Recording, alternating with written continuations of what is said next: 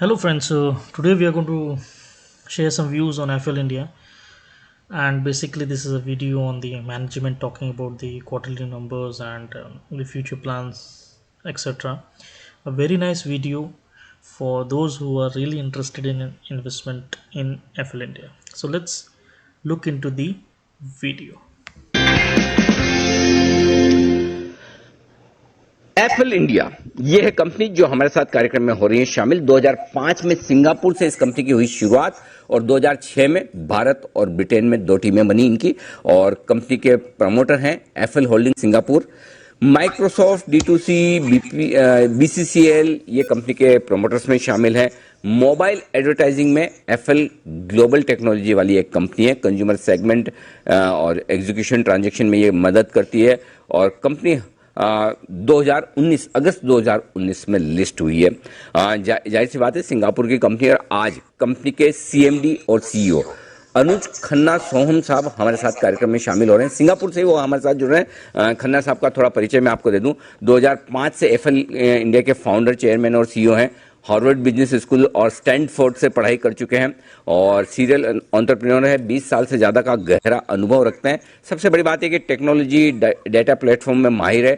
3 innovative take कंपनियां आप बना चुके हैं। और एक और इंटरेस्टिंग चीज बताऊं, रूरल एंटरप्रेन्योर डेवलपमेंट और कमर्शियल्स में खन्ना साहब की बड़ी रुचि है। बहुत बहुत धन्यवाद सर हमारे लिए वक्त निकालने के लिए। लेकिन मैं ना सोचा था किसी दिन जब आपसे मुलाकात होगी तो मेरा पहला सवाल जो मैं पूछना था, आपकी कंपनी का नाम कैसे पुकारें? एफले है या एफल? पहले तो मैं एफल ही बोलता था, फिर जब से मुझे पता चला कि एक किचनवेयर बनाने वाली जर्मन कंपनी हैफले है, उनकी स्पेलिंग H एक्स्ट्रा लगा है, तो कहीं आप एफले तो नहीं है? देखिए, मैं आपको ये पहले तो थैंक यू बोलूंगा। इतना अच्छा आपने इंट्रोडक्शन दिया, सुन के मुझे भी आज करके आए हैं। बड़ी तारीफ कर दी आपने, तो उसके लिए और जी, मैं जब सिंगापुर आया था, ये 1995 की बात है, मैं 16 साल का बच्चा था। पेरेंट्स ने हिम्मत करके डिसीजन लिया कि सिंगापुर पढ़ाई के लिए भेज दें स्कॉलरशिप पे। और मैं जिस स्कूल में आया था उस स्कूल का नाम था रैफल्स जूनियर कॉलेज। ओके। और ये सिंगापुर का नंबर 1 स्कूल माना जाता है। और अगर आप सिंगापुर एयरलाइंस में कभी ट्रैवल करें तो उनकी जो बेस्ट क्लास होती है उसको रैफल्स। तो अगर उसमें आर हटा दें तो आपको एप्पल जो है उसमें आ जाएगा। और तो क्योंकि मेरा नाम भी ए से शुरू होता है और कंपनी का नाम अगर ए से शुरू किया जाए तो ऐसा मानते हैं कि भाई सारी जगह पे हमेशा ऊपर नाम आता है। तो इसलिए 5 अल्फाबेट्स का नाम चुना, एप्पल। इसको एप्पल ही बोला जाएगा। और इसका पर्पस ये था 2005 में जब हमने कंपनी शुरू करी सिंगापुर में, कि अफोर्डेबल मोबाइल, एक आम आदमी के लिए मोबाइल फोन की जो यूजेज है, उस समय डेटा प्राइसेस महंगे थे, मोबाइल फोन महंगा था, तो इसको how to make it cheaper. तो भाई अगर एडवर्टाइजिंग या हम कोई एडवर्टाइजिंग बिजनेसेस से उसमें सब्सिडाइज कर सकें कि भाई एप्स फ्री हो जाएं या कंटेंट फ्री हो जाए, तो वो सब बिजनेस मॉडल को सपोर्ट करने के लिए ही एप्पल का हमने फाउंडेशन रखी थी 2005 में। और इसका सबसे पहला पेटेंट हमने रखा था कंज्यूमर एक्सेप्टेबल एडवर्टाइजिंग, जो आज US पेटेंट ऑफिस में ग्रांटेड है। तो ये एक इंसिडेंटली मेरी जर्नी और एप्पल की काफी सिमिलर है। जैसे मेरा लाइफ का टेक ऑफ हुआ 16 की उम्र में लखनऊ से सिंगापुर, उसी तरह से एप्पल का टेक ऑफ, अभी एप्पल 16 साल की हो गई है। 2005 से 16 साल की एप्पल हो गई है। मैं इसको एक 16 साल का टीनेजर मानता हूँ। हमारी कंपनी अभी टेक ऑफ हो रही है और इसकी कहानी अब यहाँ से शुरू हो रही है और there is a long way to गो।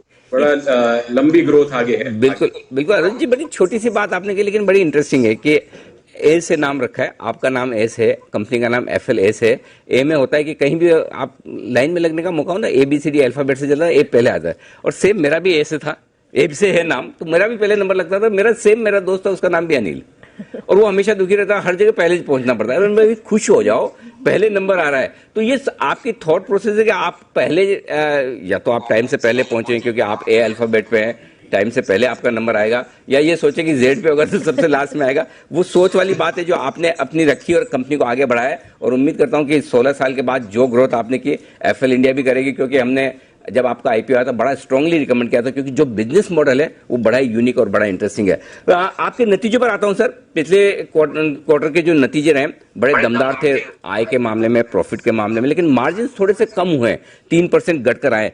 इसकी वजह भी बताएं, और क्या मार्जिन फिर से सुधरेंगे, कैसे रहेंगे आगे चलते हुए, आउटलुक क्या है? देखिए, मार्जिन्स को जब एनालाइज किया जाए तो एक ब्रॉड बेसिस पे दिखा है। और अगर हम सबसे इंपॉर्टेंट मार्जिन एनालिसिस ये रहेगा कि Q2 में क्या मार्जिन थे और Q3 में क्या मार्जिन थे। अगर आप सिक्वेंशली देखेंगे तो हमारा मार्जिन इंप्रूवमेंट हुआ है।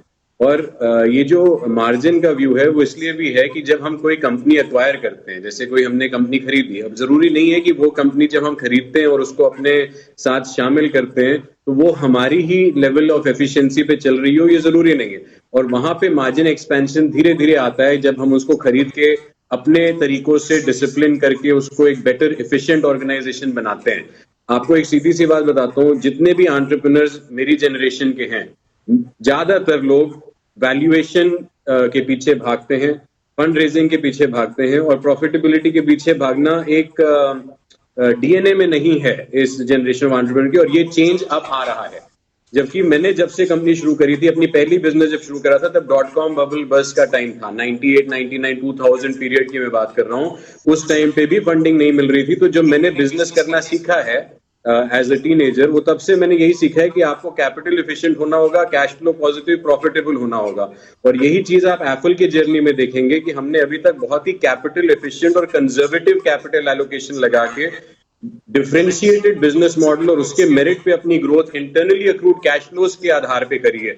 जितने भी हमने एक्विजिशन अभी करे भी हैं रिसेंटली, अगर आप देखें, उनकी मोर और लेस फंडिंग हमने इंटरनली अक्रूड कैश फ्लो से ही करी है। और जो आपने मार्जिन की बात कही, वो एप्पल के लिए बहुत इंपॉर्टेंट डीएनए है कि भाई हमें बॉटम लाइन सेंसिबल बिजनेस चलाना है।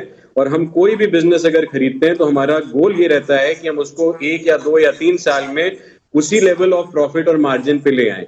अगर हमारा बिजनेस अभी 25% एबिटा पे है और 20% पैट के रेंज में चल रहा है, तो जो भी हम बिजनेस खरीदते हैं, अगर हम उसको उसी लेवल पे ले आएंगे तो मार्जिन एक्सपेंशन अपने आप ही हो जाएगा। जी सर, कल या परसों की बात है, परसों हमने देखा था कि आपके कंपनी में आपने स्टेक करीबन 1.2% स्टेक बेची है, और थोड़ी सी स्टेक आपकी इस क्वार्टर में घट कर आई है, लगभग 4.5% के आसपास। क्या वजह है आप स्टेक डाइल्यूट कर रहे हैं, और आपका क्या प्लान है इसको लेकर सर?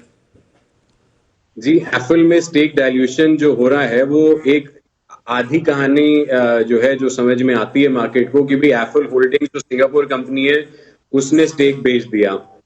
और जो ये कैश आ रहा है एप्पल होल्डिंग्स के पास, वो कैश कहाँ जा रहा है, वो कैश का यूटिलाइजेशन क्या है, उसके 3 ऑब्जेक्टिव्स हैं। हमने एक इन्फॉर्मेशन डिस्क्लोजर भी डाला हुआ है, मेरा ख्याल है नेशनल स्टॉक एक्सचेंज पे वो पब्लिश्ड है।